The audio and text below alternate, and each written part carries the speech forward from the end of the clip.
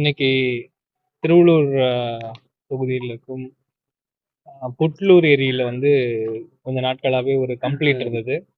அது வந்து துர்நாற்றம் வீசுவதாகவும், அங்க வந்து கழிவுநீர் கலப்பதாகவும் ஒரு கம்ப்ளைண்ட் இருந்தது. அது ஆய்வு செய்ய இன்னைக்கு வந்திருந்தோம். நம்ம இங்க புட்லூருடைய அந்த சூவேஜ் ட்ரீட்மெண்ட் பிளான் கழிவுநீர் சுத்திகரிப்பு ஆலையில இப்போ ஆய்வு செஞ்சிருக்கோம். அது வந்து அதுல சில குறைபாடுகள் இருக்கு. நேத்து கலெக்டரும் வந்து பார்த்திருக்காப்புல. அதனால அந்த குறைபாடுகளை முதல்ல வந்து நிவர்த்தி செய்ய சொல்லி நேத்தே இன்ஸ்ட்ரக்ஷன் கொடுத்துருக்காங்க. நானும் இன்னைக்கு அவங்க இருக்கிறவங்க கிட்ட இன்ஸ்ட்ரக்ஷன் கொடுத்துருக்கோம். இந்த கழிவு நீரை சுத்திகரிப்பு செய்து அதை வந்து மறுபடியும் புட்லூர் ஏரியில விடணும்ன்றதான் ப்ராஜெக்ட்.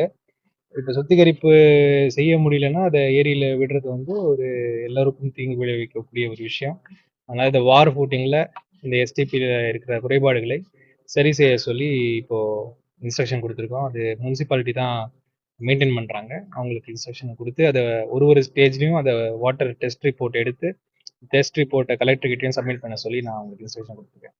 சார், வருடம் இதே நிலைமை தான் ஏற்படுது. போன வருடம் பாத்தீங்கன்னா மீன்கள் கிட்டத்தட்ட ஒரு ஆயிரக்கணக்கான மீன்கள் வந்து இறந்து போச்சு. இப்போ மீன்கள் இறக்கத்துக்கு முன்பாக இது போன்ற அந்த துர்நாற்றம் வீசிட்டு அதுக்கப்புறம் மீன் வந்து இறந்து போகுது. இது தொடர்ந்து நடைமுறையில இந்த கழிவுநீர் நீர்த்தேக்கம் இருக்கு. இது குறித்து இதுக்கு ஒரு முடிவு கொண்டு வர என்ன நடவடிக்கை எடுக்குது?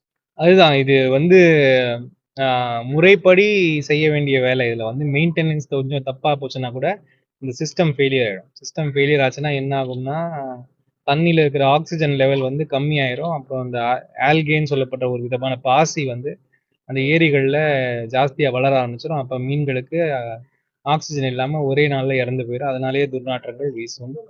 இது வந்து ஒரு செயின். அந்த செயின்ல வந்து எந்த இடத்துல தவறானாலும் அது பிரச்சனை. அப்போ மெயினா இப்ப எங்களுக்கு எங்களால பார்க்க முடியுறது இந்த எஸ்டிபியில இருக்கிற சில குறைபாடுகள்.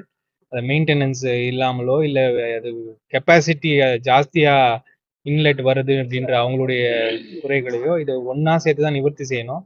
அடிஷ்னலா கெப்பாசிட்டிக்கு அவங்க அடிஷ்னல் ப்ராஜெக்ட் பண்றாங்க. பட் இருக்கிறத வந்து தவறு இல்லாம செயல்படுத்தணுன்றது எங்களுடைய கோரிக்கை.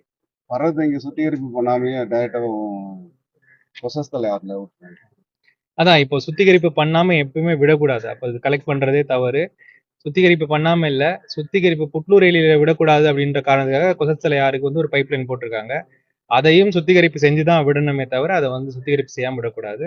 மறுபடியும் இதை தொடர்ந்து நாங்க ஆய்வு செஞ்சு இதை இம்ப்ளிமெண்ட் பண்றாங்களா இல்லையான்றதை கண்டிப்பா என்ஷூர் பண்ணுவோம். Okay, thank you.